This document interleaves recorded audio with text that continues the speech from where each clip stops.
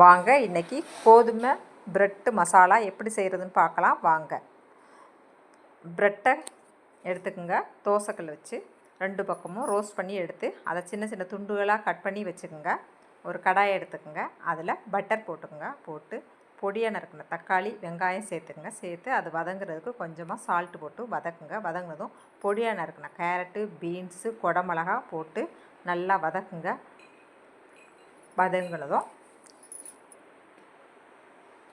ஒரு கொத்து கருவேப்பிலை சேருங்க. சேர்த்துட்டு அது எல்லாம் வதங்குறதுக்கு தேவையான உப்பு போடுங்க. போட்டுட்டு மஞ்சத்தூள் மிளகாய்த்தூள் குழம்பு மிளகாய்த்தூள் பெப்பர் தூள் சாட் மசாலா சேர்த்து நல்லா வதக்கி மூடி வச்சு ஒரு 5 நிமிஷம் மீடியம் ஃப்ளேமில் வதக்குங்க. வதங்கி வந்ததும் நம்ம கட் பண்ணி வச்சுருக்க ப்ரெட்டு துண்டுகளை அதோடு சேருங்க. சேர்த்துட்டு நல்லா கிளறி விடுங்க. கிளறி வந்ததும்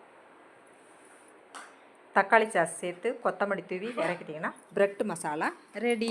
இந்த வீடியோ பிடிச்சிருந்தா லைக் பண்ணுங்கள், ஷேர் பண்ணுங்கள், சப்ஸ்கிரைப் பண்ணுங்கள். தேங்க்யூ.